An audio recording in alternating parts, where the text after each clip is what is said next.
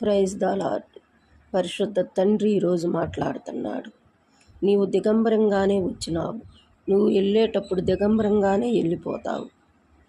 ఈ బతికిన 4 రోజులు, ఈ కొంతకాలమైనా సరే, ఇంకో గంటకేం జరుగుద్దో నీకు తెలియదు, రేపేం జరుగుద్దో నీకు తెలియదు.